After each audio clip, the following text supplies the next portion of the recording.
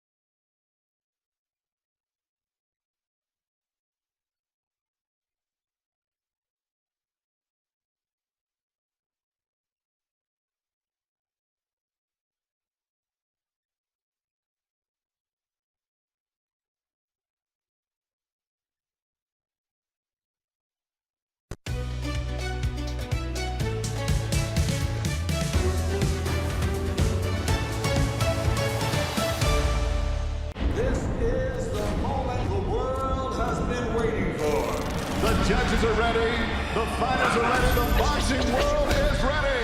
The fight starts now! Let's go. How do you like it? On the show. So aggressive, so focused. It all comes down to this. Still the undisputed champion of the world. Press conference, live on DAZN. Some say 2024 was one of the best years in boxing. Maybe so. 2025 is starting off with an absolute crack, and we are in the capital, London, for the press conference for the Last Crescendo. Remember, headlined by Artur Beterbiev versus Dimitri Bivol. Welcome inside the alternate. All the fighters are on stage already. We are going to hear from all of them. But first, let me say hello to my team here as well. Darren Barker and Sergio Mora, a couple of former world champions. That first fight, I mean, look, my expectations for it were through the roof. And it still exceeded my expectations. It was so good. It was so good. So controversial, I guess, the score in the ending maybe. We had to see it again. Yeah, and I think that's why this rematch is even more intriguing. Not only was it a very, very good fight, and like you said, exceeded what our expectations were, there's controversy now. I think Bivol should have won the fight, if I'm honest, and I think a lot of people believe that. So now it just sets up a brilliant clash. The styles are always going to gel in this fight. You know what I like, Sergio? I like the fact that it's happening so quick. The first fight, October 12th. And normally with rematches, you're waiting a year, sometimes even longer. I mean, you're not waiting 3-4 months, and this one gets going straight away. Money talks. That's exactly what happens when fighters get paid fighters money. So on the championship level, you know, this is what we want to see as fans, the best fighting the best that quickly. And the thing about Bivol, I'm with Barker here. I like the right hands he was landing. He was landing with accuracy. He threw the right shots. He was picking off the shots. Beterbiev kept coming forward. He was landing on the gloves, but they weren't as clean. Accuracy counts, clean shots count, but I wanted to see it again because it's a draw type fight or one round apiece. Beautiful fight, let's do it again. Yeah, I can't wait for it. Round 13 coming up February 22nd. You probably just saw the picture there of all the fighters on stage. When you look around, I mean, superstars everywhere. What'd you pick of the undercard? I feel bad calling it an undercard. They're all main events, aren't they, really? I think we're all in agreement here. I think Daniel Dubois defending his IBF heavyweight world title against Joseph Parker has to be. When you look at that, I mean, two form heavyweights at the minute, and you look at them stylistically, it's going to be a blockbuster. Right, some big breaking news from the world of boxing. Massive news, in fact. It concerns a certain Mr. Tyson Fury. If you don't know what I'm talking about, this might help. Hi everybody, I'm going to make this short and sweet. I'd like to announce my retirement from boxing. It's been a blast. I've loved every single minute of it, and I'm going to end with this. Dick Turpin wore a mask. God bless everybody. See you on the other side. Get up! Interesting. So much to take away from that. It was only 30 seconds. The Dick Turpin thing, I've been working out in my head what that means ever since I saw that Instagram post about an hour ago. Fighters do say they're going to retire and then they come back. We just know how the fight game works. What did you make of that? What did you first, Ben? Well, I'm a little stunned, if I'm honest. I would have thought the AJ fight would have been a big enough lure for him to continue fighting even after the back-to-back defeats. But look, if that is the end of Tyson Fury, then what a career. He has certainly left his mark in boxing, but we'll see. Yeah, it's so difficult to celebrate because I want to celebrate Tyson Fury's career, but I don't know if it's the end, so I don't know what to do. It's not the end. It's not the end, It is not the end. This is a negotiation tactic by the wily. And you know that Tyson Fury loves playing games. He's a master promoter. He's promoting this fight. I mean, this is one of the biggest heavyweight fights that's a non-championship fight that we still are eager to see. We'll get 90,000 plus Wembley Stadium. That fight's happening. Negotiation tactic by the Gypsy King. I like it, right? AJ 2 days ago calls out Tyson Fury retires. I'm with you. I think it's negotiating just for another zero on the end of the check, and who knows, he might get it. All right, it's time to get the press conference underway for Last Crescendo, so let's throw to your MC, Mr. Thomas Treiber.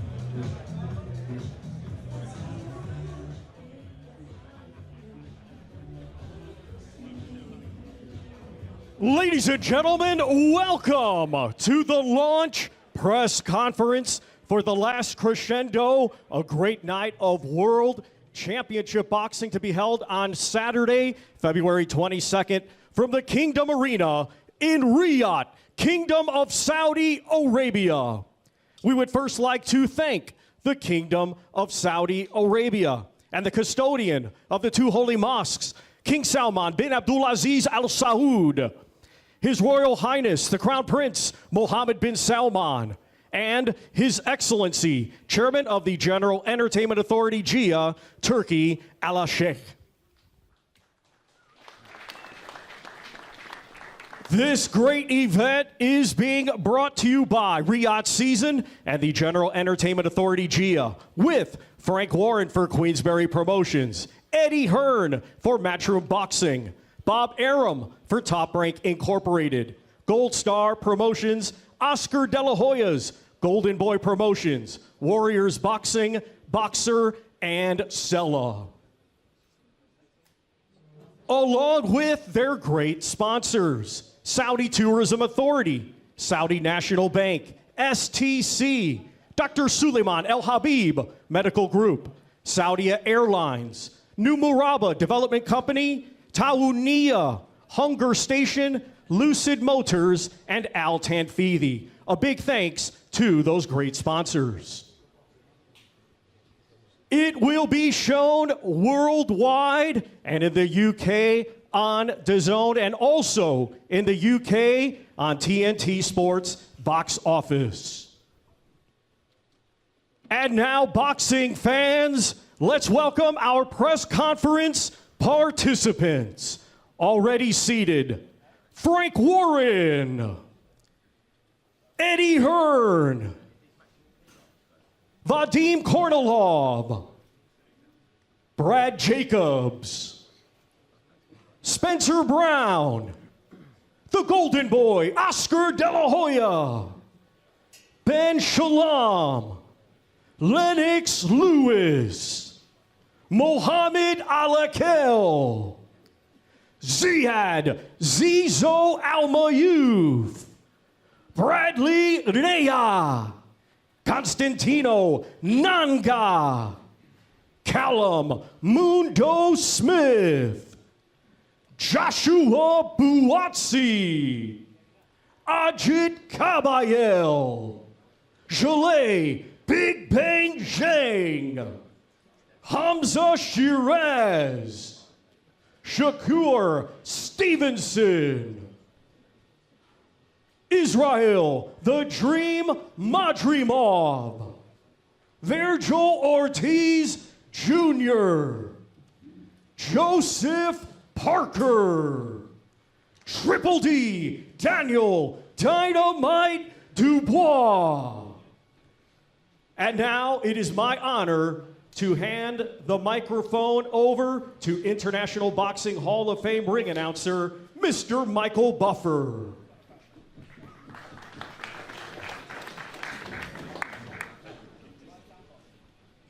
Thank you, Thomas. Well, ladies and gentlemen, Riyadh's season has definitely outdone itself by putting together one of the greatest cards in boxing history in recent memory, perhaps the best ever.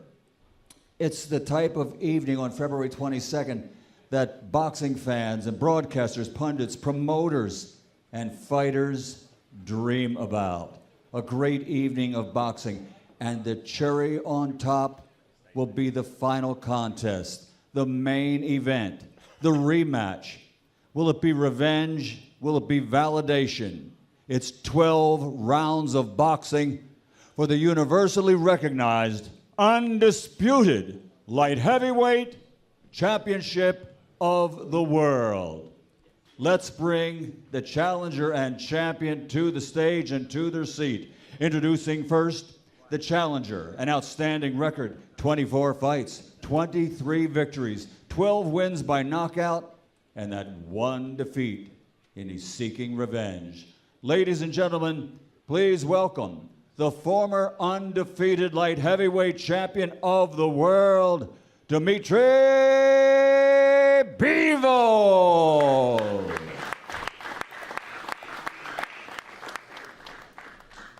And his opponent, February 22nd, for this undisputed title. His record, 21 victories in 21 fights, 20 wins by knockout, a perfect record. Ladies and gentlemen, he's seeking validation, and he is the universally recognized, reigning, defending, undefeated light heavyweight champion of the world, Artur Beterbiev. And at this time, let me turn it over to our host this evening, Mr. Dev Sani.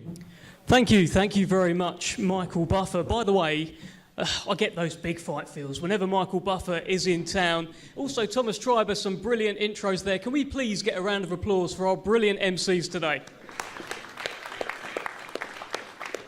Okay, well, welcome to the official launch of the Last Crescendo.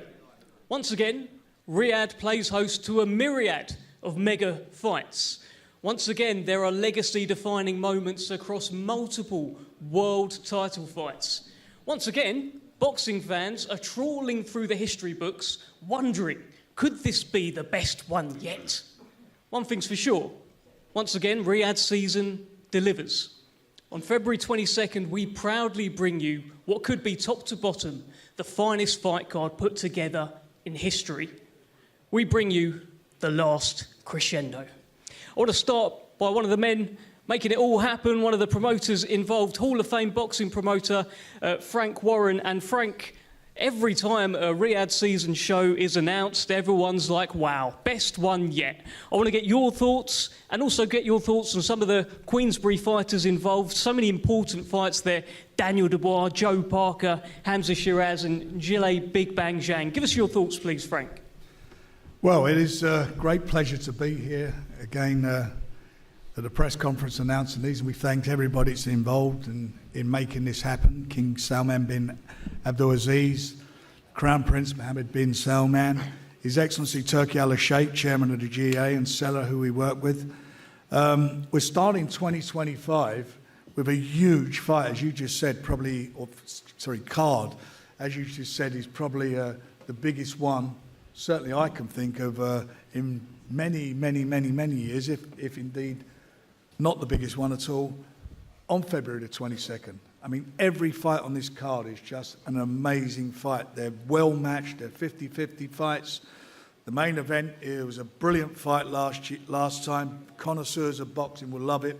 We're back here again to see that fight again, made very quickly, I may say as well. So it's going to be a fantastic fight, no doubt about that. Great, 4 belts on the line. Doesn't get any better than that. And the rest of the fights on the card are just brilliant. And the British contingent is, for me, really a pleasure to be involved with. I mean, these fighters are all, again, involved in 50 fights. Tough fights, great fights. And I think we're going to get something extra special this time round. This is going to be something we're going to savour. All you boxing fans out there, whether you're dedicated fans or casual fans, you tune in because you are going to see something exceptional on the 22nd of February. And in terms of the Queensberry fighters involved there, just want to get your thoughts on Daniel Dubois. That's quite a statement of a voluntary defence against Joe Parker. Tell us a little bit about that fight. Then, of course, Hamza Shiraz finally challenging for a world title, and Gilles Big Bang Zhang against Ajit Kabayel.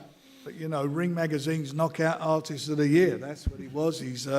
His last 3 fights have been amazing. He's gone in as an underdog in each of those fights and stopped everybody and done it in style, and, you know, undefeated fighters and former world champions. He's done it unbelievably well. And as you quite rightly say, you know, Joe Parker, he's also on the Queensberry roster. He's on a roll himself, a former world champion. And for me, you know, Daniel couldn't have picked a tougher fight. He couldn't have picked a tougher fight. And that's what this is about, this Riyadh season, the Riyadh card, is making these quality matches. And Daniel's going to have his hands full, but he believes in himself. I believe in him. Joe believes in himself. He's done it. He's on a, as I said, he's on a roll. And we're going to see a cracking fight. It's going to be a classic heavyweight fight. The division is so sexy at the moment. So many good things happening in that division. And Daniel, especially with Tyson today, you know, coming to the end of his career, announcing his retirement, you know, he's the next Brit on the block coming through. He's the guy. So he's got to keep the old British tradition going and win the fight.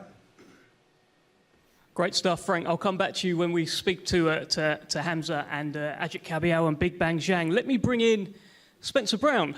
Spencer, I think you answered that knock on the door all those months ago. What a story Riyadh season has been, and this Last Crescendo card, hey, it might be the best one ever.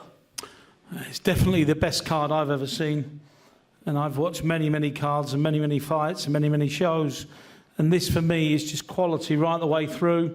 This is all down to Turki Al-Sheikh, who puts the cards together with all the promoters. And, you know, we've got Lennox Lewis on the table now with a fighter. So you haven't just got great fighters, great promoters, You've got legends now. You know, he's bringing new stuff to the sport every time, and this card's incredible. I'm lucky I've got involved with 3 or 4 fighters on the card. I fancy all of them. I think Joe Parker will come out victorious. I really like Daniel Dubois. He's a lovely fella, great fighter. But, you know, they've got Joe down as an underdog. But, you know, you've got to remember who he's fought, who he's been in with, the experience he's got. You know, and Joe's a very clever, strong fighter with a great chin. So let's see what Joe does. We've got Ajit Kabayel, who I think will be, you know, future of the heavyweight division. He'll be in line for a WBC title. And I'll tell you what else I like as well. Hamza Shiraz never, for 1 minute, not even a blink. He took the fight straight away, and I think he's the new star in British middleweight boxing. Hey, maybe one day 6'4", the fella. Yeah, mind you, he looks like heavyweight, doesn't he? He's as big as a heavyweight. And also, I've just got to mention as well that Turk Al-Sheikh's got a gym in Riyadh. We all know it, the Mike Tyson gym. And we've got a couple of kids coming through. And Saudi Arabian fighters, we've got 2 on the card. 2 Saudi kids. So it's testament to him. Both good fighters and both got big futures. Brilliant stuff. Thank you, Spencer Brown. Let's bring in Eddie Hearn, another huge show that you're involved in here, Eddie. And notably, I want to get your thoughts on the main event. You're sat next to Dimitri Bivol. You were very vocal after the fight. You believe your man should be sat there as undisputed light heavyweight champion. Yeah, thanks, Dev. Good afternoon, everybody. What another card. I mean, how many times have I said to all the members of the media, this is the card of the year? Well, this isn't the card of the year. It's not even the card of the decade. This is unequivocally the greatest fight card we have ever seen in the sport. Sometimes you have a great main event and you put some big names on, but you don't put the big names on from top to bottom in 50-50 fights. Just a breathtaking card, by far the strongest Riyadh season card. The inquiries have been global in terms of people anticipating this event to travel to Riyadh, and I suggest any fight fan makes their way to Riyadh on February 22nd, not just because it's a great place to be, but to witness, as I said, the greatest spectacle in the history of boxing, top to bottom, the greatest fight card. From our respect for the Matchroom stable, of course, Callum Smith against Joshua Buatsi, one of the best fights that can be made domestically, a fight that would fill the Marks and Spencer's Arena in Liverpool, fill the O2 Arena, and just part of a tremendous card here.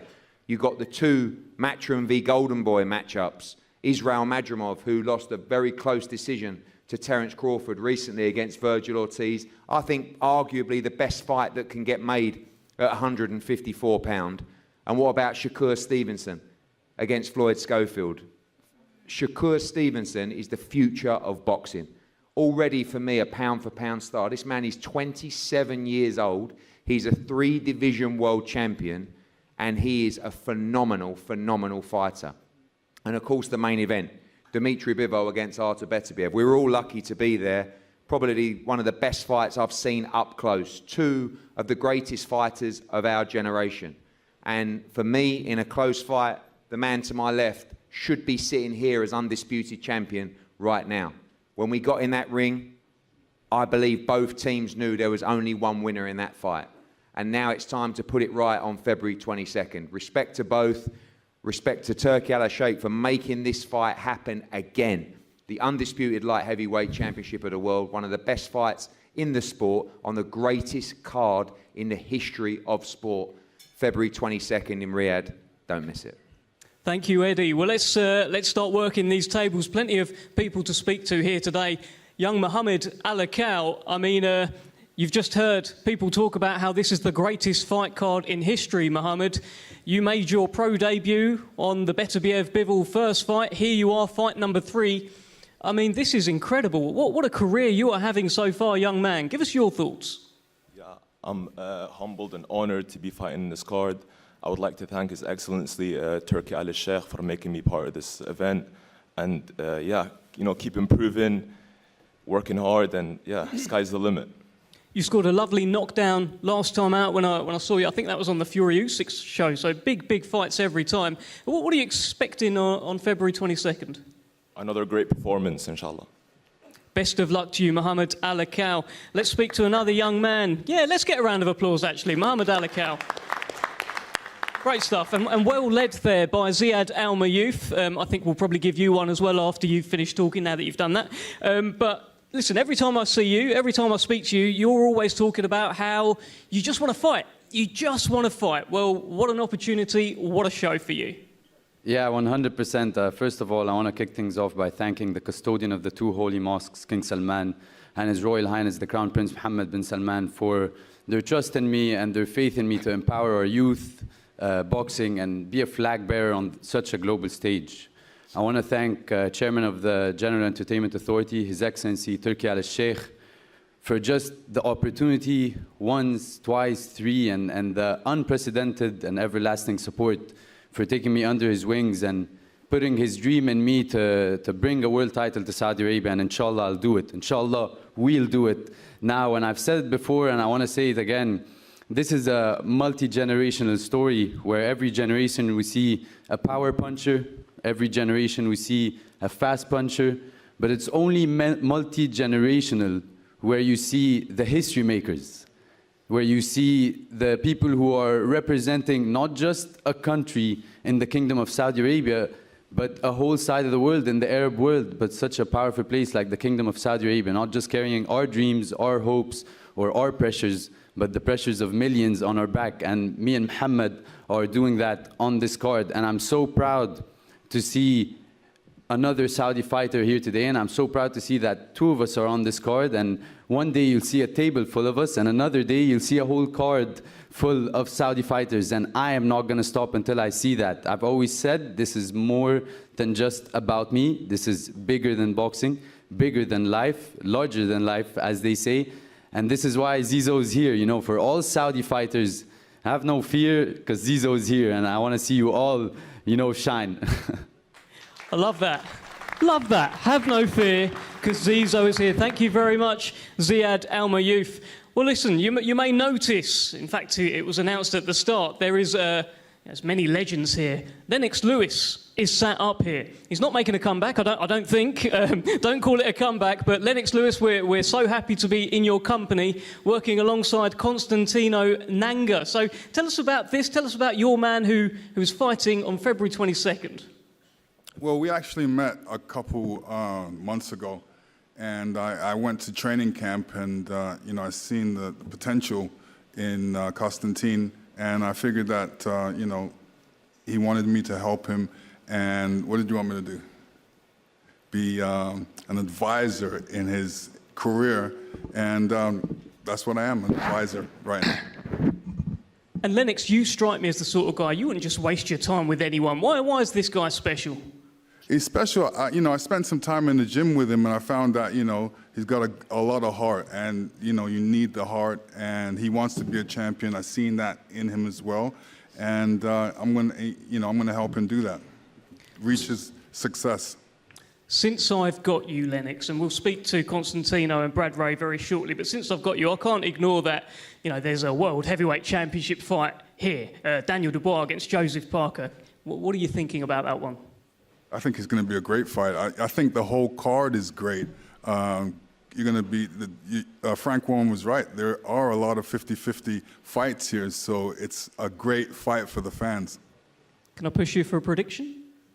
May the best man win. I mean, they both got talent, and it's really down to the mental and the physical. They're all fighting at one time, so whoever's got the best. Nicely said, Lennox Lewis. Let's bring in your fighter here, Constantino Nanga. What a moment! What a stage for you. Tell us how you're feeling about this, and a big Riyadh season show for you to showcase your skills on. I mean, I feel great. I feel comfortable. I feel like I belong. I'm very happy, and for that, I would like to thank His Excellencies for the opportunity.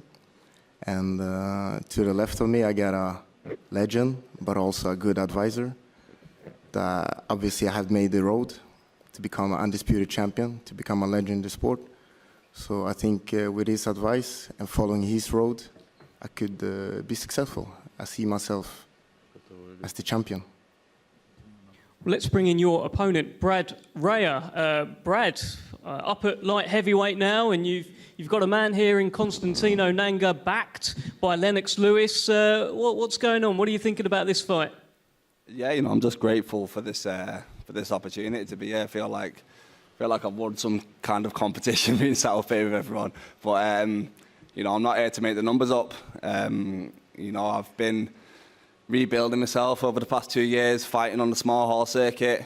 You know, I've been begging for a big opportunity, for a big chance, and you know, this is my chance now. The phone rang on Wednesday night. You know, I didn't ask who, I didn't ask how much. I said yeah, and you know, this is my opportunity now to get my foot back in the door, and you know, plan on grabbing the bull by the horns. How's this fight going to go, Brad? What do you reckon? What's that? How's it going to go? How's it going to go? You know, with me getting my hand raised at the end of the night, that's all that matters. But you know, I know His Excellency is a big boxing fan, and he likes entertaining fights. He likes knockouts, and you know, with me, I'm not saying I'm as talented as some of the people up here, but you know, I bring entertainment every single fight, no matter what, and you know, I plan on putting on a show. Best of luck to you, Brad Ray. Best of luck to you, Constantino Nanga, and great to see you, Lennox Lewis. Well, of course, the main event is for the undisputed World Light Heavyweight Championship, but there is another light heavyweight fight on this, fight for the right, really. Joshua Buatsi and Callum Smith, WBO Interim Light Heavyweight Championship on the line. They will be in line for the winner of Beterbiev and Bivol. Before we speak to the fighters, let's bring in Ben Shalom. Of course, you're alongside Joshua Buatsi there, backing your man to get the job done. Yeah, thanks, Dev. First of all, thank you to His Excellency. It's phenomenal to be involved in a card like this. It truly is. For me, the best that I've ever seen. This fight means a lot to us. Josh Buatsi, we've seen him go through the entire domestic division. We've seen him pick up the WB interim belt. But he wants a full world title. This opportunity against Callum Smith allows him to prove that he's an elite level fighter. You have to be an elite level fighter to beat Callum Smith. It's a huge opportunity. It's a huge platform, and I expect Josh Buatsi to show why he's the next one in this division. Okay, thank you, Ben. Let's bring in Callum Smith. Now, there was a kind of feeling that maybe after your fight with Beterbiev, maybe you were going to retire. You've done so much in the sport, super middleweight world champion. You've achieved so much, but it looks like there's still this fire burning in you, Callum. Talk to us. Yeah, the fire's still there. Firstly, it's a pleasure to be here, pleasure to be part of. I've been fortunate throughout my career to be part of some amazing shows and some great events, but I think this one definitely tops the lot. But yeah, I always set myself goals, and I've been lucky throughout my career to achieve them all. But now I've set a goal of becoming a 2-weight world champion, and it's still not done. That's why I'm here. I believe I'm good enough to do it, and a win over Josh, puts me one step closer to being there. So yeah, it's a good fight. It's a great fight. I respect Josh as a fighter, but he's got something that I want. He's a WBO interim world champion, and winning him and taking his belt puts me a little bit closer to where I want to be. So there's a lot at stake for me, and I always said it was the motivation. If something motivates me, then I get up, I'll go to the gym, and I'll give everything I have, and this fight definitely motivates me. So I believe I'll do everything I can in my power to make sure the best version of me steps through those rings on Feb 22nd, and I believe I'm good enough to get the job done. Well, let's bring in Joshua Buatsi, and Joshua, you are the interim champion, and if you just turn behind you, there are full World Light Heavyweight titles. It's touching distance here. Give us an insight as to what's going on in the mind of Joshua Buatsi. Yeah, so firstly, good evening to everyone. We appreciate you guys coming out. Want to thank His Excellency, my promoter, my team, for securing this fight. As you said, Dev, I'm touching distance away. I was asked to bring my interim belt, but I said, why would I do that when the real one's behind me? So I've got to get Smith out of the way, and that's all I'm fixated on. Callum Smith has only lost to the very, very best, elite pound-for-pound stars, but you're confident you can do a job on him? No doubt, Dev. Feb 22nd, I'll be there. And Callum, final one for you. I mean, this is the younger man, this is the undefeated man, he's the interim champion. Where are your advantages? How do you beat Joshua Buatsi? Yeah, I've always said this throughout my career, and regardless of the opponents I'm in with, I've just got to make sure the best version of me turns up on the night, and I believe I can beat anyone in the world. Like I said, I respect Josh, he's a good fighter, he's well-schooled, Olympic medalist, and now he's WBO interim world title champion, so he's got something that I need to get me closer to where I want to be. So I've just got to make sure the best version of me turns up, and I believe the best version of me can beat Josh Buatsi. Okay, thank you, Callum. Thank you, Joshua. Thank you, Ben Shalom, as well. Best of luck. WBO interim light heavyweight championship on the line. Brilliant fight there between Joshua Buatsi and Callum Smith. Well, let's venture into the land of the giants, and what you'll notice is behind Alexander Usyk now, there's a bit of a queue forming for the belts that he has. Part of that queue is Zhilei Big Bang Zhang against Ajit Kabayel, WBC interim heavyweight championship on the line. I want to start with Ajit Kabayel. And Ajit, listen, I know you're not one for all of this trash talking and all of that kind of stuff, but once again, you're in against a monster. He's got big knockout power. What are you thinking? What are you going to do? First about, thank you, My Excellency Turki Ali Sheikh, my manager Spencer Brown, Queensbury Promotion for the opportunity. Yes, now I fight the next monster, you know. I'm ready for the next challenge. I train hard for the fight. Let's go. I've heard you say that you're going to test if he can swim. What do you mean by that? Yeah, you know, this guy have also very good power, you know. I think this fight is very good. You know, the winner from the fight can fight the world title shot. And yeah, we will see on 22 February. Let's bring in the Big Bang. Zhilei Zhang, I can actually see a red envelope in front of you. What is that? Talk to us. 他现在看到你手上有一个东西，这个是什么东西？哦，这个是马上到中国的新年了。我们中国的传统有一个就是发红包的一个习俗，然后今天这个红包，然后发给我的对手卡巴佑，然后祝他今年好运。What's in front of me is a red envelope. Chinese New Year is coming. There's a tradition of giving red envelopes to people you like. This one goes to Mr. Caballel. Wish him good luck. Valentine's card. Good luck.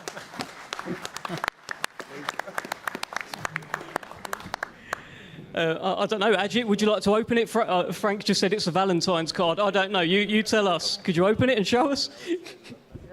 Wait, I will make open. Thank you for the nice picture, Zhang. That's good. Yeah, nice. It's the picture from Zhang. A wonderful message, a wonderful gift from Zhilei Zhang. You say you give that to people you like, but on February 22nd, you're not going to like that guy, right? What are you thinking about this fight? 2月22号你就不会再喜欢他了。这场比赛会以什么样的姿态展现在世人面前2月22号还有1个月的时间，然后这1个月的时间，我们会各自回到自己的阵营去刻苦的训练，可能说地狱般的训练，然后在2月22日在拳台上一决高下。到时候会让世界再次见证中国力量。After the press conference, we're going to both go back to our camps and we're going to train as hell. 1 month later, we're going to meet in the ring and the whole world will see what Chinese power is all about.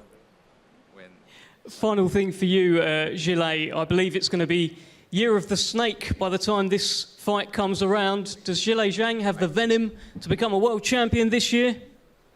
这是2025年是蛇年。蛇都会有毒液的，你会不会通过这个蛇的这个毒液，让2025年成为你的风生水起的一年？我不是特别喜欢蛇，这个蛇可以送给卡巴耶。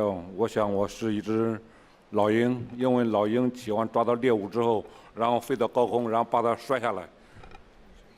I'm not a big fan of being a snake. You know, anyone, Mr. Caballel, wanna take that, be that, welcome. But I want to be an eagle.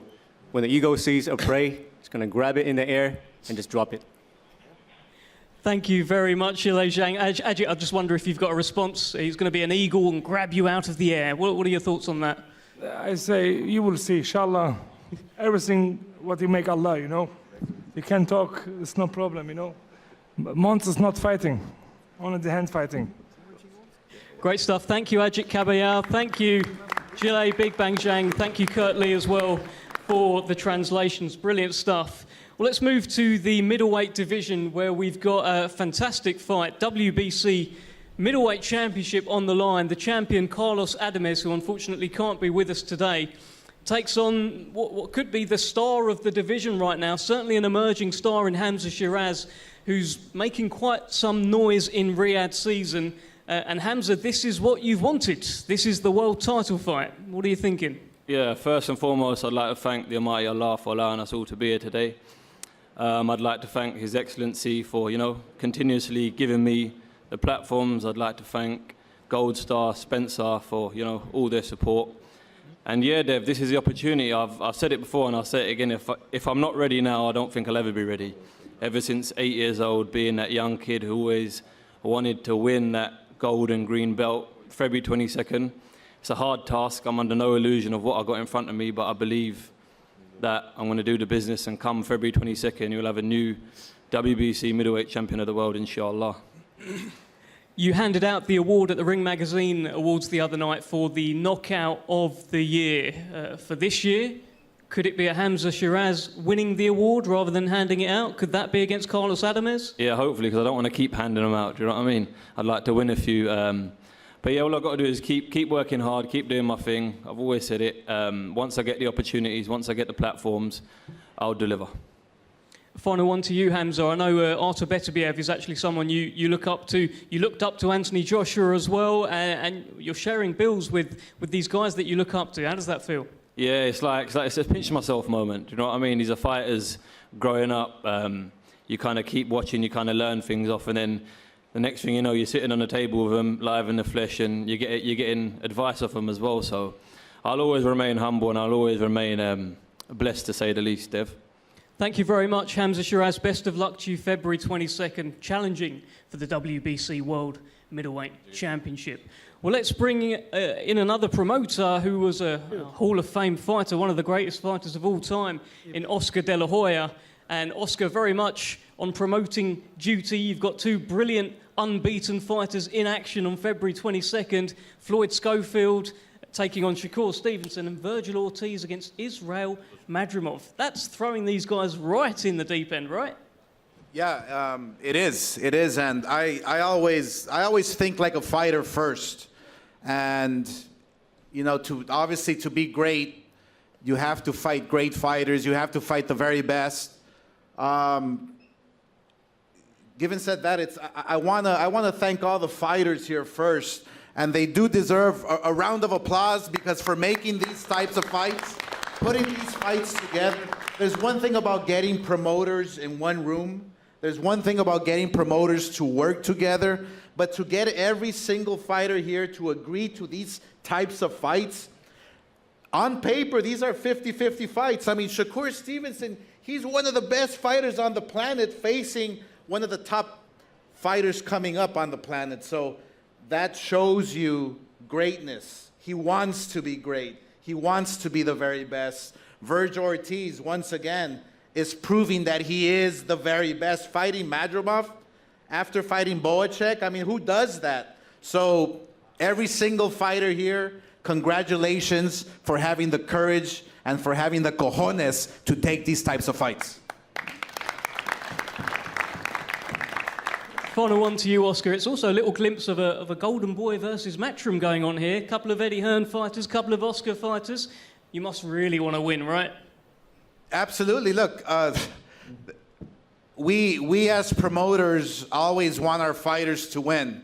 But more importantly, we want to give the fight fans the best fights. And this card right here, it actually reminds me of the great Don King putting on Mike Tyson, Julio Cesar Chavez, Felix Trinidad, Terry Norris, all on one card.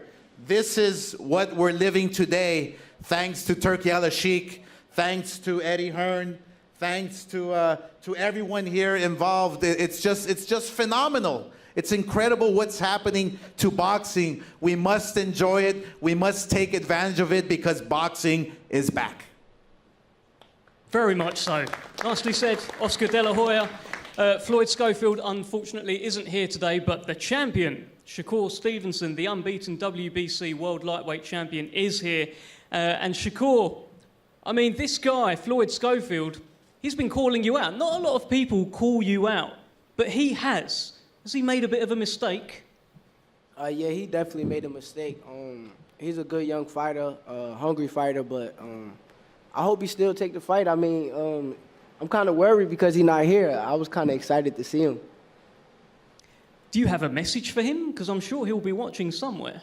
Don't get butterflies and pull out the fight, Floyd. I know it's a hard time. I know you're dealing with a lot, but just show up. You've been tweeting about beating on him. You've been tweeting about vintage Shakur. What does that look like, February 22nd? It looked like me coming there and put on my offensive bag, you know, let my hands go, beating guys up, and that's what I'm coming to do come February 22nd. Great stuff. Thank you, Shakur Stevenson. Hopefully we'll see you actually face off with Floyd very soon. Best of luck. Appreciate it. To you. Okay, let's go to the super welterweight division. A brilliant fight here between unbeaten rising star Virgil Ortiz taking on former world champion Israel Madrimov. I'm going to start with Israel Madrimov, and a lot of people felt that Virgil Ortiz was going to fight Boots Ennis, but it's you. Are you surprised that he has picked you? Многие ожидали боя с Бутс Эннисом, Ортизом. Он бой с тобой. Ты удивлен? Ты ожидал этого? Assalamu alaikum. Hello, everyone. First of all, I'm happy to be here. For me, it's big chance.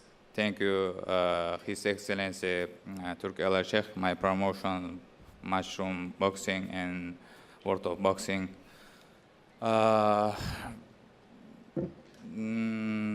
Я рад просто, что я здесь и буду участвовать на таком ивенте, карте, и буду показать хороший бой, иншаллах.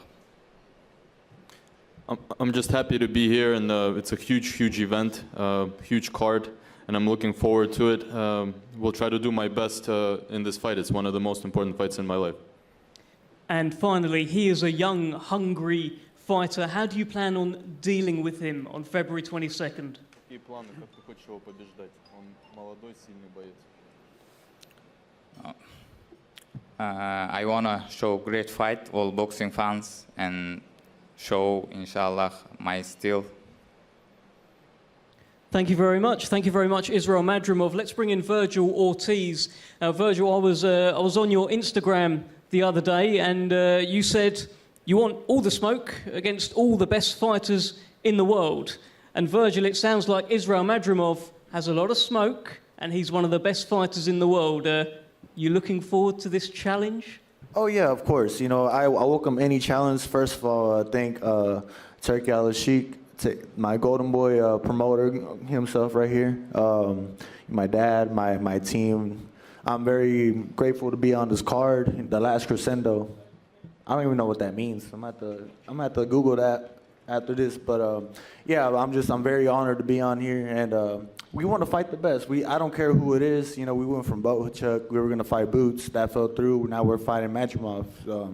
I think I just want to be a throwback fighter. You know, like those fighters that we used to watch on HBO boxing. Those are the times right there. You know, I want to be those HBO classic fights. That's the goal.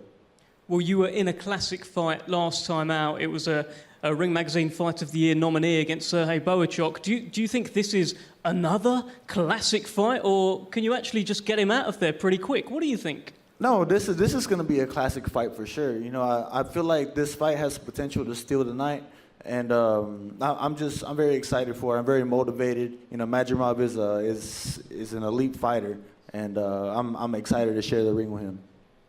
You've sparred before as well, right? What can you tell me about that? Did you learn much? Yeah, I learned a lot. I'm sure he did too. And that's from what I'm saying is I know it's going to be a really fan-friendly fight. Do you have a message for Israel Madrimov? No. Okay, and I would imagine Israel Madrimov probably doesn't have one for you, but a brilliant fight coming up in the super welterweight division. We look forward to that. Let's head To a brilliant, incredible World Heavyweight Championship contest. Daniel Dubois defending his IBF belt against Joseph Parker. Two momentum heavyweights, two in-form heavyweights. And Joseph Parker, I'll start with you because this is the opportunity for you to become a two-time World Heavyweight Champion. What are you thinking? More lava, more motivating for Tamar Langi. Just want to say first, it's incredible to be involved in such a great card and a great event. And thanks to His Excellency, to my team, Spencer Brown sitting on my right, David Higgins, Andy Lee, George Lockhart, and Uncle Frank, for the work we've done to lock in this fight, but also the work we've done in camp so far. I'm very excited to be fighting for the championship of the world for the second time. Two-time world champion sounds beautiful. After the Fury-Usyk fight, Daniel Dubois caused a bit of a stir. He got in the ring and he challenged Alexander Usyk whilst having a fight scheduled with Joseph Parker. What was going through your head as that happened? Ask him what was going through his head when he was doing that. Daniel, what was going through your head when you challenged Usyk, considering you had a fight with Joe Parker? Joe wants to know. It's all about making noise. This is show business, so that's who I want next. First, I've got to get through this guy. So that was about making noise. That's not you overlooking Joe Parker. No way. I'm going to do a demolition job on him first, and then I want Usyk next. I'm ready for it, and I'm on a roll, so, you know, bring him on. He might be looking too far ahead, planning big fights, other big fights, but you've got to fight right in front of you right now. No, ask him. I got my mind firmly set on you. They You're better the be. next man. Hey? They better be.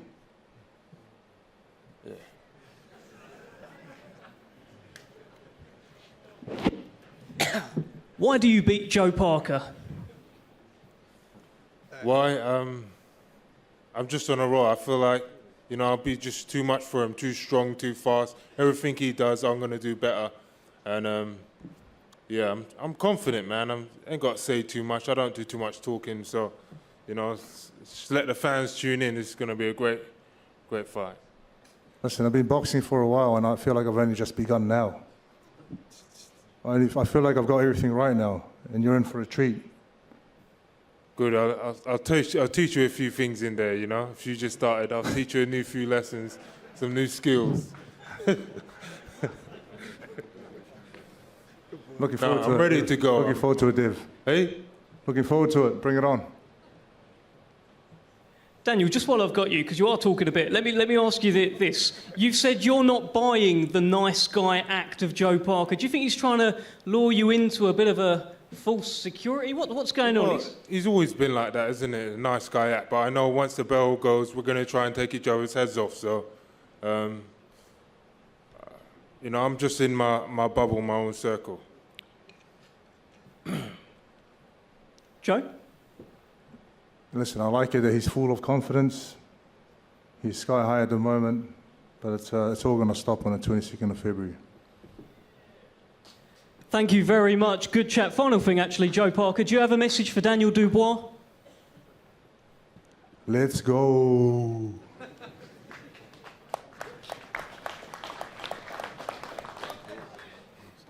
Any message back, Daniel? No. I was trying. Look, we did all right there, actually. Thank you very much, Daniel. Thank you very much, Joseph Parker. IBF World Heavyweight Championship on the line. Brilliant heavyweight title fight. Well, let's move to the main event. Listen, history was made back in October. Artur Beterbiev and Dmitry Bivol, the undisputed World Light Heavyweight Championship. It was a brilliant fight. It was a close fight. It was a fight where some feel Beterbiev won, some feel Bivol won. Let's speak to a man who felt that Dmitry Bivol won. Vadim Kornilov, you were particularly vocal after the first fight in the post-fight press conference. You didn't seem particularly happy with the result. Of course, it went against your man. Rematch coming up. Give us your reflections. Give us your thoughts. It was a very close fight, you know, and nothing to take away from Artur Beterbiev. I mean, he did a really, really good job, and there's no doubt that the fight was close. I was more upset about one of the decisions. One of the judges seemed to me completely off, and that was more upsetting. But more importantly, what kind of crossed that situation out and made everybody feel a lot better is when the next day, before that actually, Israel Madrimov fought in Saudi Arabia in the kingdom, and there was a lot of effort made from Eddie and Spencer, as far as I know, in getting Madrimov on one of the cards, and Madrimov became a world champion on the card. And His Excellency Turki Al-Sheikh offered after that fight for Madrimov to fight Terence Crawford, and it didn't. At that time, it didn't seem like the right move because the kid just became a champion. It was the dream of his life. He just earned what he dreamt of, and obviously fighting the best in the world, somebody that he looked up to, was probably a little bit too early at that time. But when he came out of the fight, and it was also a very close fight, His Excellency and his team said that, it was a close fight. You might have won the fight, but don't worry, you'll be back.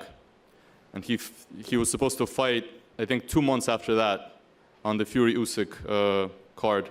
That didn't occur. Now he's fighting in a much bigger fight than that. Same with Dmitry. After this fight, the next day, His Excellency said that he wanted a rematch. And after the first experience, I didn't have any doubts. I knew that once he wants something and he wants justice to be served, he makes it happen. And now we're here.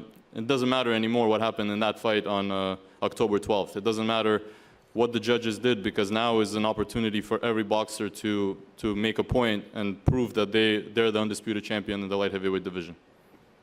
Thank you very much, Vadim Kornilov. Let's speak to a man who certainly feels that Artur Beterbiev won from the top-ranked side of things, Brad Jacobs. And I want to get your thoughts also on what Eddie Hearn said a little while ago, probably about 2 hours ago now, what he said at the start about how he felt everyone knew that Bivol won. Give us your thoughts, please, Brad. Well, I think he said it. Everyone thinks they knew who won, and it was Beterbiev, not Bivol. But that's beside the point. Well, look, we're thrilled to be here, thrilled to be a part of another Riyadh season event, all thanks to His Excellency Turki Al-Sheikh. Artur Beterbiev, undisputed champion. He deserves it. He'll be undisputed champion again by knockout or by decision. We're just thrilled to be a part of it. And once again, Artur Beterbiev, undisputed, undefeated, and that will remain that way. Thank you, Brad. Let's bring in the challenger. And that's what you are now, Dmitry Bivol. Listen, when you look across the table and you see all of those belts there, every belt in the light heavyweight division, tell us what's going through your head.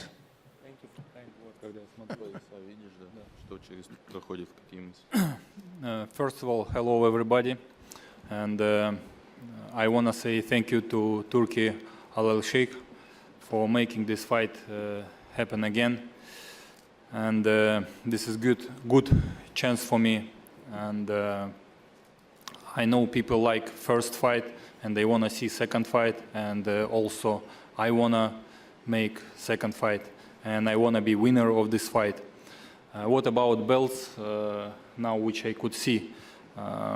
Before I was so wanted to have these belts and nothing else. But today I want not only just belts. I wanna revenge. I wanna fix what I did before. I wanna win, not just belts. It's not only about belts now. How much do you need to change from the first fight? Do you need to change a little bit? Nothing? A lot? What do you think? I need to change enough to prove that I'm better, and I need to add more. I need to add more actions, and we already changed a little bit with our training camp. We add some coach in our training camp, and now I'm working on myself. Of course, I want to be better. I want to be perfect, and I'm trying to be. Well, let's bring in the defending champion, the undisputed light heavyweight champion, Artur Beterbiev, with belts everywhere. Firstly, Artur, what does it feel like to be the champion? Can you repeat that? Didn't. Yeah. It's a good feeling. Hello, everyone. I want to thank you for His Excellency for my top rank for everyone here. My goal is now to keep my belts, and I will do my best to do that.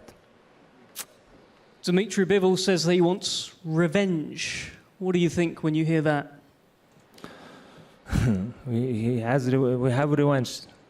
If you want revenge, no problem. What?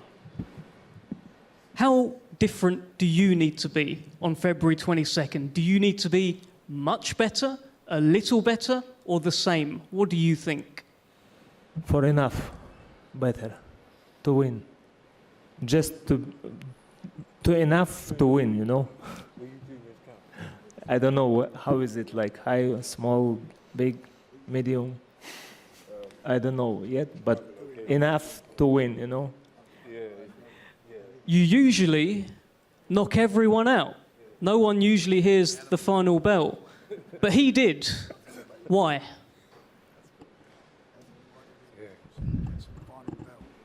I don't know, because maybe he is luck that night. Because he is luck maybe that night. Dmitry, let me bring you in here. Did you get lucky to not get knocked out against Artur Beterbiev? You know, I don't believe too much in lucky. I think luck will come to people who work a lot. And I work on it, and I become lucky. Like, the luck will not come without work. Dmitry, what is your message to Artur Beterbiev ahead of your rematch on February 22nd? Please look at him and tell him.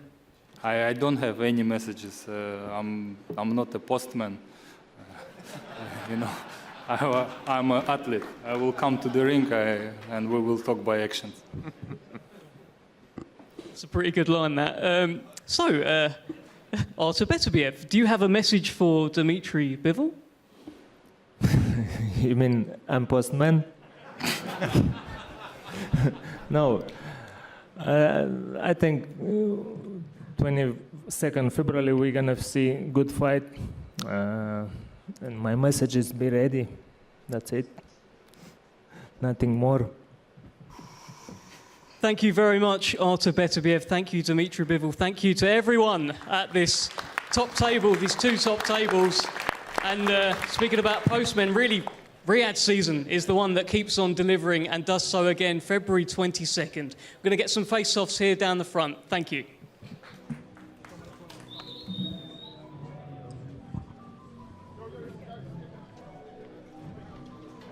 You know, we have a lot of fighters on the stage who, look, they don't talk, they fight, right? And I think we saw with the two guys in our main event, come October 12th, we saw those two guys fight. They didn't talk much, and I believe it's going to be exactly the same way February 22nd. Sometimes I do like a bit of push and a shove and a table thrown, but you don't get it all the time, Sergio. It's not how it works. I was waiting for something. I mean, maybe it's because we're in London. A lot of gentlemen are in the air. There's a lot of civil, a lot of class. But yeah, everyone behaved. But for boxers, for fighters, you know, sometimes we want a chair thrown. We want something. We want a little bit of action. But yeah, nice and classy tonight. It will be forgiven because we know, we're not stupid. We know that these styles are going to gel. All of these fights are going to be fantastic. So we'll let these guys off the hook. Yeah, it's a shame as well that Floyd Schofield wasn't here, because he almost felt like that was the one that could maybe get a little heated. Him and Shakur have gone back and forth for the last few months. They will deliver come February 22nd. Obviously, Carlos Adama is not here as well for the Hamza Shiraz face-off and their little back and forth. But look, ultimately, again, I reiterate what we said at the top and what we've been saying for the last month, I guess, once this fight card was announced. This is one of the best fight cards we've seen. And I know we like to say that all the time with every single Riyadh season card, but when you have the likes, and this is for the opener, Callum Smith versus Joshua Buatsi potentially walking first, a fight that does an arena in the UK, that shows how good a card Yeah, exactly. It's huge. I mean, that's a ridiculous fight to open the card. It really is spectacular. Two men that can be, well, three men that can be extremely proud of this event. But yeah, the magnitude of it is special. I mean, every single fight, we've said this time and time again since it's been announced, every single fight on the card could be a top of the bill in its own right. Yeah, you mentioned those three men there, Spencer Brown, Frank Warren, Eddie Hearn, Oscar De La Hoya joining the action there as well. And I guess that's probably the biggest bonus for Riyadh season. It's enabled these promoters that didn't talk to each other, didn't like each other, wouldn't share an email. All of a sudden, they're on the stage, they're negotiating, making big fights, and that's how the sport wins, Sergio.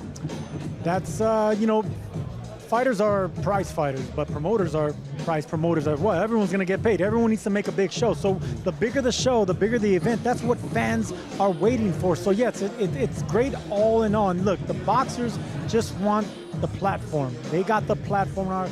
All eyes are on them. Now it's the easy part, guys. Time to fight. Yeah, I love this part, the face-offs. This will be the first time these fighters have faced off against each other, and I'm particularly looking forward to seeing the one between Dubois and Parker. Parker does smile. Dubois is right. He does smile. He does friendly. He does all that kind of stuff. But when it comes to showtime, Parker does turn on that ignition, doesn't he? He does get a little mean. I spoke to him yesterday, and he said exactly what he's just said there. He feels like he's in his prime now. 33, just turned 33 two days ago. With the experience that he has behind him, and he mentioned the team there of Andy, George Lockyer, and you know, he's really coming into his own. He really believes it's his time to upset the apple cart. Daniel Dubois will go into this fight a heavy favourite, I believe. The way heavy. I would say so, just with current form. I know Parker's form's very, very good. Close fight with Zhang, but the way he beat Wilder was impressive. But I think the manner in the way that Daniel Dubois was rebuilt since the defeats to Joyce and Usyk, Miller, Hrgovic, and then Anthony Joshua in ridiculous fashion, you'd have to have him, you know, a favourite in the fight. But that's interesting because you look at his last 4 fights. Sorry to cut across you there. Look at his last 4 fights. Alexander Usyk underdog. Jarrell Miller maybe just a tad bit of a favourite. Hrgovic certainly underdog. AJ underdog. It's going to be interesting to see how Dubois approaches the fight when he is a heavy favourite as opposed to being the underdog. I hate it being the favorite. I like to be the guy under the radar, the one that's not expected to win. That's how you surprise people.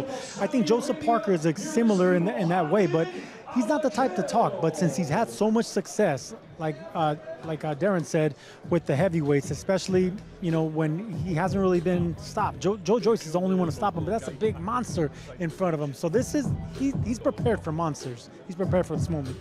Yeah, we just saw Muhammad Alakal here. Seeing now Ziad Al-Mayouf as well. Those two fighters will open the show for us. Again, it's good to see fighters from that region. Obviously, Ziad Al-Mayouf now based in LA, Muhammad Alakal based in Scotland, but both of them from Riyadh, Saudi Arabia. And I think it's important that we see these guys on the fight cards going forward all the time. Absolutely. Mohamed Alakal, I thought, was fantastic last time out. Yeah. Really learning and improving all the time under the tutelage of Joe Gallagher. And Al-Mayouf there, Zizo, I think he's found it a little bit more difficult with the pressure of flying the flag for Saudi boxing, but what an opportunity this man has here. Could he be the future of the middleweight division? Could be. Look how big he is. Yeah, I mean, you look at him and you're talking about a guy that's 6'4", somehow makes 160 pounds, and looks like he's got the frame to add on a few more pounds as well to go up to 168 and maybe a landing spot at 175. Listen, that's me and Darren Barker's weight class. And I like sizing up fighters. I'm sure you do too, Darren, but this is a big man. He doesn't look like a middleweight. He's a power puncher. He likes making the fight. He likes coming forward, looking for the knockout. He's the future, man. I mean, look, Moses Itauma, he's the future as well, but that's a scary guy right there. Yeah, Frank Warren man. has got a really good stable in terms of sort of young, upcoming fighters. Eddie Hearn has got this man in his stable, arguably a pound-for-pound fighter, the current WBC lightweight champion, the great Shakur Stevenson, who will take on the unbeaten Floyd Schofield. It's a fight that we thought wasn't going to happen. Oscar De La Hoya openly didn't want it to happen. Floyd and his father have almost pushed this one through Sergio to make it happen. Yeah, Oscar didn't want this fight because he knows that man right there is a sniper. He's lethal. You know, I don't want this fight for Floyd Schofield. I called Schofield's last fight. He struggled with heat on. This man is no heat on. So I'm telling you right now, if there is one fight, and let's keep it real here, if there is one fight that's not a 50-50 one, this is it. But the reason Floyd Schofield got this is because he's a young, hungry, ambitious, talented fighter that wants this opportunity. So look, if he wants it, there you have it. But it's gonna be a tough one for him. Okay, this is the debut, if you like, of Lennox Lewis as a promoter. And it's good to see Lennox here. I feel like, look, anywhere you can see one of the greatest heavyweights of all time, you take it. Ananga versus Ray. wasn't a fight scheduled to be on this card, has been put on. I mean, hey, we'll take as much as we can. Absolutely, great to see Lennox Lewis there sat on the tables, what a legend he was, and what a fighter this guy must be for Lewis to be an advisor. Nanga, not seen a great deal of, but Bradley Ray, I know he's a very good fighter, has a good amateur pedigree, knows how to fight, and he'll be looking, I would say, to cause an upset. Yeah, and it will be. I mean, there's so much being spoken about with this Nanga, and you're right, if Lennox is putting his name to him, then he must have seen something pretty special. This could be fight of the night, and I really do mean that. This one here is going under the radar, but I'm telling you now, this is a fantastic fight. Joshua Buatsi versus Callum Smith. I guess the question, Darren, what's left of Callum? How much want is wanted and left from Callum? Well, I believe this is the type of fight that he would need to keep that motivation high. He won't want to lose to a domestic rival. Joshua Buatsi, I still believe we're searching to see the best of him, but I believe that stylistically this will gel, and it's a must-win for both. It really is a huge, huge fight, and it's one that I'm sure will deliver. Yeah, fantastic fight in the light heavyweight division. Obviously, the main event is between the two top dogs in the light heavyweight division. Niv Buatsi wins, and it's an Niv. He should be looking to take on the winner, I think, of Artur Beterbiev with Dimitri Bivol. He has to fight for a world title soon. Well, that's got to be the goal.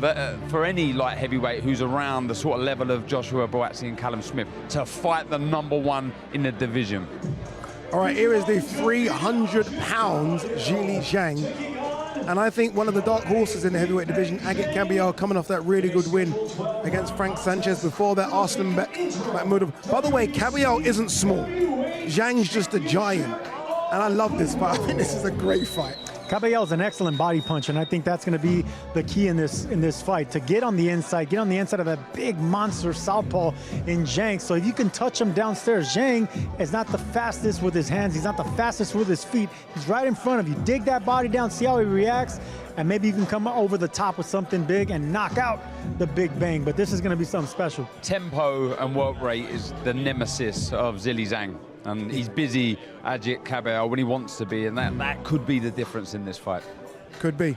Great fight. Again, that's a main event fight anywhere else, as is this one. Virgil Ortiz versus Israel Madrimov. Virgil Ortiz coming off that razor-thin win. Razor-thin against Serhii Boychuk. Israel Madrimov was supposed to fight Boychuk. Madrimov coming off, I thought, a really good performance against Terence Crawford. These two meet in what I think is going to be a 154-pound classic. They have a lot of confidence in Virgil Ortiz Jr. to, go up against Madrimov. Madrimov has the power, he has the strength, he has the experience now going with one of the pound-for-pound best fighters, but footwork's going to be key here. It's not going to be power, so Ortiz is accustomed to hitting something in front of him.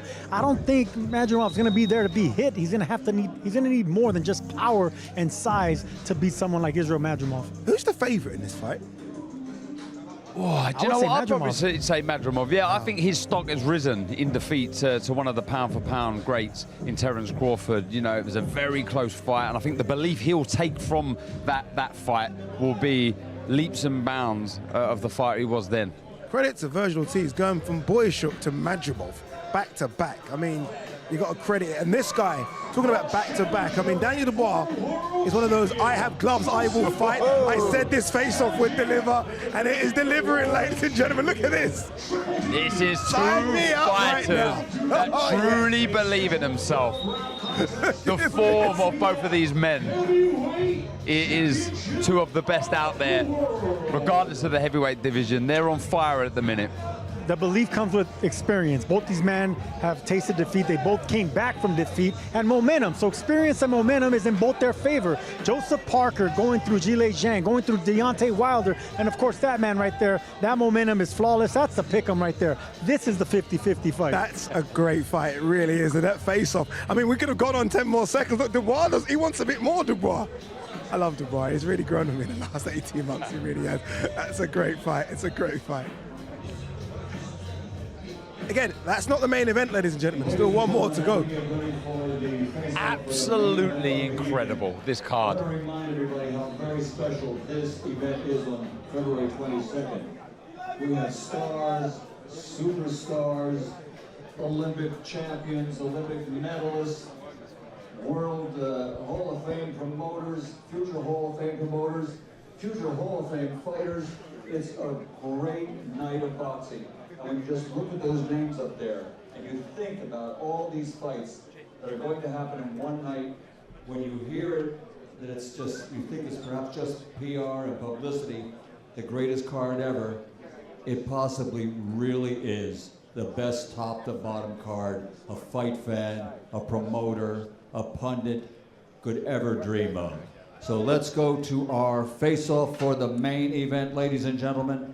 On the line, all the belts, including the prestigious Ring Magazine title belt and special recognition with the undisputed light heavyweight world championship belt, which will be displayed and presented here this evening by the CEO of the General Entertainment Authority, Faisal Bafarat. So let's bring the fighters to the center, and our photograph will be for the face-off. First of all, ladies and gentlemen, looking for revenge, the former champion, only one loss on his outstanding record. He's seeking revenge, no doubt about it. Please welcome Dmitry Bivol. And his opponent, seeking validation to show that he is truly the reigning and defending light heavyweight world champion. Ladies and gentlemen, universally recognized as the undisputed champion, Artur Beterbiev.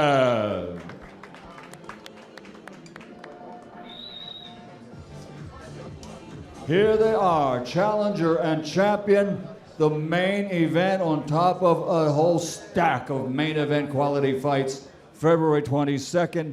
It's all going down for Riyadh season in Riyadh, Saudi Arabia on February 22nd. Here we go, the two best light heavyweights of this generation. Arguably two of the best light heavyweights we've seen it in a very, very, very long time. Do it again. October 12th was fantastic. February 22nd should be a classic between these two. Artur Beterbiev, the current undisputed champ. Dmitry Bivol, former unified champ. Who wins this one, guys? Sergio, who's your money on as we stand right now? Well, listen, this is a perfect style of clash of styles, because you got a puncher coming forward on the heavy foot. You got Bivol that relies on accuracy and the right shots, picking the shots, the right hand. I picked Bivol the first time around. I'm picking him the second time around. I think Bivol is excellent. I just think he needs the judges on his favor. Darren, this stare down is scary. Actually got intimidated watching it. Yeah, it's round 13. It's going to be a fantastic battle. Look at the sides. There's not much in between them. Certainly going to catch fire early doors. Yeah.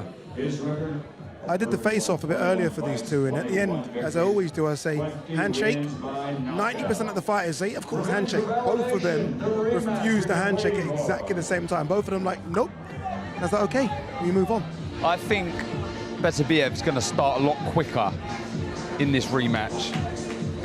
Well, we've gone past the minute mark here. He's going to try and put a dent in Bivol. Look, we see Bivol sort of fade, if you like, you want to call it that, later on in that contest. And I think if he was to put more pressure on early Beterbiev and throw his hands a lot more than he did in the early stages of that fight, it could be a different outcome. Well, it will be the same outcome, but a lot clearer. But Bivol, he's such a good fighter. His footwork is fantastic. His jab, the way he lets his hands go in full flow. Special fighters, the both of them.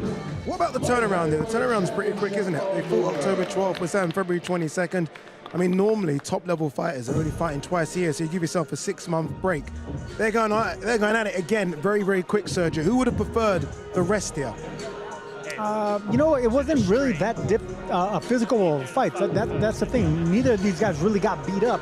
It was a high intense type fight, but both of them came out pretty unscathed and unclean and not bloody. It wasn't one of those bloody fights, but I would say it would favor Bivol.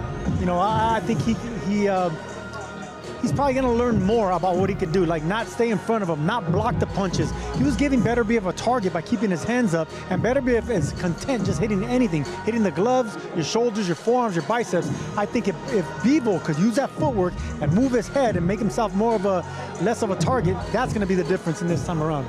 I would probably say that both of them are pleased that the fight's come around quickly, if I'm honest. But if I had to choose who I think physically would have liked a longer rest, probably Bivol for me. Because it was Beterbiev that was coming on strong in those last 2 rounds. And the power of Beterbiev, you know, the shots that are hitting the arms and around the back of the head, etc., they really take their toll. But look, I'm so glad the fight is signed, is sealed, and we're going to see another blockbuster, not just a fight, a blockbuster card on February 22nd. Yeah, February 22nd just shows you, I guess, the standard now on the zone. It's incredible. We are talking about greatest fight card of all time. We said that a few months before that. We said that a few months before that. The zone really is the home of boxing. 47 years of promoting boxing. What a ride it's been. I was 23 years old at the time. I got an invite from the Boxing Board of Control to take a license out. Back then, it was all run by the cartel. We have a new promoter in British Championship Boxing, Frank Warren. People liked it, I think, the fact that someone was taking the cartel on. I've never been afraid about shaking things up and working with new media. This is a bit of a dream come true. Pay-per-view, satellite TV. Very proud of Amir. What he done was fantastic. Bringing shows in from America Live. I've been lucky enough to promote some of the biggest names in boxing. I'd like to thank Mr. Frank Warren for having me over here. Just when you think it can't get any bigger, my mobile rang. We get this call from His Excellency Turki Al-Sheikh. Off we went to the races. I'm as competitive as my fighters, and I fight for my fighters. I'm always looking for the next challenge, and I know there's one there now.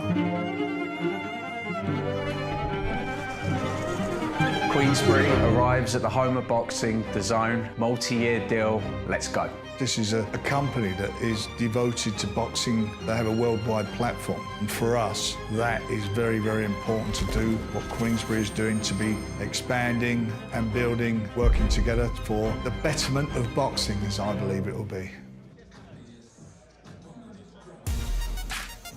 Queensbury, the Zone, April 2025. All right, let's have a look at the fight card coming your way. February 22nd, Muhammad Alakal takes on TBA, Sadaz Zaid Al-Mayouth.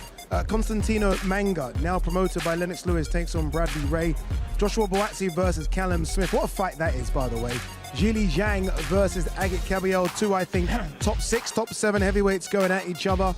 And then the big boys, the very big boys. Virgil Ortiz Jr. takes on Israel Majumov. Carlos Adames takes on Hamza Shiraz. Shakur Stevenson versus Floyd Schofield. Daniel Dubois will take on Joseph Parker. They had a little fiery face-off. And Artur Beterbiev will take on Dmitry Bivol. Once again, undisputed light heavyweight titles on the line. Look who's joined us. Eddie Hearn with scarf and glasses. Very nice, unique Old look. age has got me. Exactly, yes. Frank Warren joins us as well. Before we discuss this, so much is going on at the moment. Frank, I want to get your response to a certain Tyson Fury announcing his retirement over Instagram. I mean, fighters retire, then they come back, so I don't know how serious to take it, but you would have spoken to him. Is that it? I haven't spoken to him. He's put it out today. It's a surprise to me. I've just texted him. Look, he's retired. Has he? And he's put his Instagram out saying that, and I believe he has. He's been a magnificent fighter. I mean, all he's done, when you look at it, the 2-time world champion, won his titles in the other guy's backyard. The fights he's been involved with, exciting fights where he's had to show true grit, heart, courage, nerve, all his experience and all his fantastic boxing ability. He's been brilliant for boxing. He has, and look, I agree with everything you said there, Frank, if not more. But then we had AJ the other day saying, look, okay, let's do it. Finally, let's get it on. The biggest fight that can be made in boxing financially. The timing just seems strange when AJ says, let's fight. Fury says, I'm retired. What's going on? No, I mean, look, it takes 2 to tango, and there's only one on the dance floor at the moment, isn't there? So if he has retired, good luck to him. I mean, history would suggest maybe not, but he's coming off the back of 2 defeats, and he is a little bit further down his career. Don't know him well enough to psychoanalyse it, but if he has walked away from the sport, congratulations and good luck. You know, he's had a great career. Obviously, would be disappointing for the British fight fans, but it's down to him when it's time. And I think when you haven't got the hunger and the fight in you anymore, it's a very dangerous sport. So only Tyson Fury knows the answers, but you know, the cynic in me This is something I would do. If I was Tyson Fury and I wanted that fight, I'd probably retire as well. But, you know, you have to give him the benefit of the doubt. And if it is the end, he's given us, the fight fans, incredible entertainment over the years, and he's been a massive ambassador for British boxing. Incredible, agreed. If it is the end, we'll get to that bridge when, because I'm still not quite sure. Rumours, you know what social media is like. The internet has blown up in the last couple of hours. All it says is Conor Benn, Eubank, and it's just gone crazy. Can you tell us anything? Are we going to get an announcement? That fight seems to be on, off. Now it looks like it could be on. What can you say? It's not done. Definitely not. I think this week it needs to get done. I mean, you know, when Turki Al-Sheikh announces the fights that he wants to make, and that's one of them, he's not failed yet. Yeah. But if I was negotiating this fight, we wouldn't get it done, because I can't deal with the other fella. You know, Eubank is a nightmare. But with his excellency in the middle, as we've seen in the past, he has the ability to negotiate with both sides, and his failure rate is 0. So we shall see. Watch this space. Nothing to tell you just yet, but very hopeful we can make what is now the biggest fight in British boxing. It's a big fight, isn't it? Big fight. There's rumours about Tottenham Hotspur Stadium. Massive. It's obviously in this country. It means a lot to a lot of people because of their names. It is what it is. It's. I believe it will get done. Yeah. As you say, the failure rate is 0. Long may it continue. This is pretty big as well. I think this is the best fight card I've ever seen. I was telling someone, any fight card that has Callum Smith and Joshua Buatsi walking early, that just shows you how big it is. That alone tells you how big this fight card is. And you forget, you always forget one fight on this card because there's so many good ones. I was reeling them off earlier, and I forgot Hamza Shiraz against Carlos Adames. That's the world middleweight title. I mean, by the way, that is a really, really tough fight. Big credit to Hamza Shiraz for stepping up there. But Madrimov against Ortiz, Stevenson against Schofield, like you said as well, Callum Smith against Buatsi. You know, it's kicking off the show, Ajit Caballero against Zhilei Zhang. What a heavyweight fight that is. And you've got the heavyweight world championship as the co-main event. And that's a brilliant fight, by the way. Yeah. And of course, the undisputed light heavyweight championship. Listen, it's our job to sell. This is hands down the best fight card I've ever seen by a mile. You don't really need to sell Sometimes Frank you put on big names, but you haven't got the budget to match them in great fights. Now, I mean, if we did this show, we'd be on the dole the next day. So thank you, Turki Al-Sheikh, because this is something else. Daniel Dubois seems more, and rightly so, right? He's had a fantastic 2024. Arguably, only Usyk had a better 2024 from a male fighter's perspective. But he seems ready, seems fired up, and so does Joseph Parker. Well, you sat between them. I did. Today. You've seen how fired up both of them are. It's going to be a great fight. There's so much at stake in this fight. You know, Daniel's been on a tremendous run, tremendous roll. His last 3 fights, gone in an underdog against all of them and knocked them all out. Stops them all. He's also Joe's great run of wins he's had as well. He's a WBO interim champion, mandatory. He doesn't need to do this to get into a position to fight for the BO title. So he really fancies it. So that says a lot about him. What I do believe, the winner of the fight, which I believe will be Daniel, but the winner of the fight will be in the unification fight for the 4 belts in the summer. I believe that will happen. Against Alexander Usyk, right? So they got a massive, you know, beside the fact, you know, it's a big fight, what comes after it is massive. You're right, the carrot being dangled in front of both of their faces. Stack of carrots. Isn't it? A stack of gold carrots, if you ask me.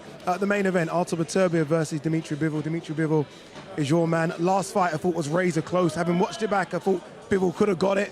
Then you watch it again, you think Artur Beterbiev maybe nicked it. It was so good. It's so good, though, that it's happening straight away and there is no 7 or 8, 9 month delay. Yeah, I mean, I didn't watch it back and thought Beterbiev won. I thought Bivol still won, but it was a close fight. You know, I think the problem with Dimitri was the championship rounds, which I think Beterbiev won, and that made it, in my opinion, a close fight. But I still had Dimitri winning the fight. I think we were just talking on the stage with me and Frank. I think Beterbiev's going to come out faster this time because he didn't manage to get hold of Bivol till later in the fight, and he started a little bit slow, but I think this time he's going to come out fast, and Dimitri's going to have to be very active, very smart. He's going to have to go through some horrible times in the fight, probably as well. But it's another fight. No one's going to win this fight by a landslide. It's going to be another brilliant fight between 2 generational greats. This is the kind of fight, Frank, that if there wasn't a Riyadh season, it doesn't happen, does it? Well, I think eventually it may have happened, but it wouldn't have been a biggest fight because the profile they're getting from Riyadh season. You know, Riyadh season is about getting profile from boxing, but actually it's turning out to be the other way round now. You fight on Riyadh season, it's like saying, you know, years ago I'm going to Vegas. And for these two guys, they're making a lot of the money, a heck of a lot of the money for the fight, and good luck to them.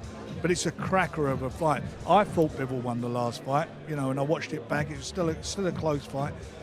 I think this time round, you know, there's a lot of eye-catching work from Beterbiev because he's a powerful guy. Yeah.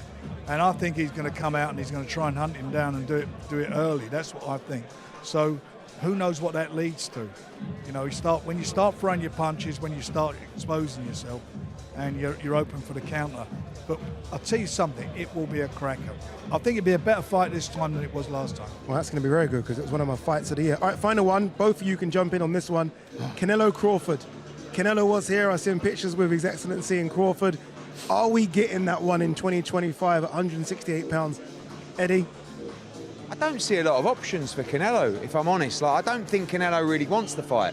I think he feels like he won't get a lot of credit beating a 154-pounder. Crawford moves a lot. Canelo's not really into that style at the moment in his career, but what else is he going to do? I mean, he could fight Bivol if Bivol wins, but that's a very, very tough fight. I think he'd prefer his chances against the smaller man in Crawford, and I don't really know what the options are. And obviously, His Excellency wants to make the fight, and as I said to you, the failure rate is 0, so we shall see. But, you know, I'm not sure. The problem is with the big American fights, it's the time zones. Yeah, because you're leaving Canelo Crawford's a massive pay-per-view in America. So does His Excellency choose to do it in America or in Saudi? And I can't see His Excellency doing it at 8 o'clock or 9 o'clock in the morning in Saudi Arabian time. So, you know, could be on a plane interesting to to see Vegas. where it lands. And also, for Crawford, you know, where does he go? What's a big fight for him? You know, I think he wants, it seems to me he's looking for a massive big fight for money. That's the fight. So I'm sure he wants it. And Canelo, if I was Canelo, I'd grab it with both hands. All right, who knows? Canelo Crawford, Ben Eubank, Fury AJ, 2025 on the zone could be something very, very special. So make sure you stay locked in. The undisputed global home of boxing is on DAZN, where the greatest fighters in the world and the best promoters in the game come together. We got a fight tomorrow, man! For boxing in 2025, that means more. What does the future look like? More fights, more knockouts, more shocks, more shakeups. The fight itself was just phenomenal. With big fights every month and over 150 a year, imagine what matchups could happen next. There will be more contenders at all the weights for all the belts, from rising stars to superstars. Are you not entertained? At venues all over the planet with unbeatable broadcast talent. Hello, people. Good to have you with us this evening. Experts, analysis, champions, legends. It's that first punch that lands dictates who's going to win. Nobody brings you closer to the action anywhere, on any device. Is that any better than this? Because if the fight is on, it's on DAZN, the global home of boxing. Yeah, loads of action coming your way. Saturday, January 25th. Look at this. We've got Dalton Smith versus Quiza European title fight. Alvarez versus Stevens. Bit of bare knuckle boxing. And then many are saying the future of 168 pounds, Diego Pacheco takes on Nelson. All of that Saturday, January 25th. Wow, loads of boxing. Eddie Hearn there and Frank Warren talking about AJ Fury, which was interesting. Conor Ben Eubank looks like it's going to get done as well. Crawford, Canelo. If those three get done, imagine if all three of those get done. I mean, that's 2025 for you. You'd say that 2024 couldn't be beaten, but with this card and with the, you know, the pending announcements of those big shows, those big fights, 2025 is going to be incredible. And that, all it does is just generates more buzz around this sport, gets more fans involved in boxing, and for the longevity of this sport, it's fantastic. You know what I like? I like the big shows. Who doesn't like the big shows? But what I just read out there, Dalton Smith fighting as well. So what I'm trying to say is that it's good to have the Super Bowl shows, the WrestleMania shows, but it's good to have the shows just beneath those as well, bubbling up quite nicely. Not only that, but it's the best young prospects and young contenders fighting each other. It's like someone's, gotta go. They're undefeated fighters. I mean, you got Steve Nelson and Diego Pacheco. They're fighting for their zeros. I mean, not for a world title, just for respect. And the winner's going to take one step forward, the loser one step back. But that's what it's all about. And unless these fighters are getting paid good money and having the stage, the main event platform to actually do it, they're not going to take each other's spot. So I love the fact that they're actually, finally getting to this point. All right, before we wrap, back to February 22nd, removing the main and co-main, because it's too easy. I know you're going to say Dubois Parker. What's the best fight you're looking forward to on the card, removing those top two? For me, I'm going to go to my old division, the middleweight division. Hamza Shiraz, for me, could be the future, from what I've seen, could be the future of this division, the middleweight division, for however long he chooses to stay there for. Carlos Adames is a very good fighter. He's busy, he's awkward, he switches. That, for me, I think will catch fire early. Okay, and yourself, Sergio? Virgil Ortiz, Madrimov. I mean, I'm so intrigued on what exactly is Virgil going to do? How is he going to track down Madrimov? How is he going to be able to react when he does get hit? He is going to get hit. Virgil Ortiz has been rocked before, so that one's just another perfect style matchup, and I don't know who wins. See, and mine, cameraman, me, Joshua Buatsi versus Callum Smith. Yeah. Which shows we've all fight. gone for 3 different fights, which shows just how good a fight card this is. Look, that was the press conference. That was interesting. February 22nd is going to be really interesting as well. We are saying it's the greatest fight card we've ever seen, and I think it just might be as well. Make sure you tune in to Last Crescendo live on DAZN, February 22nd. See you then.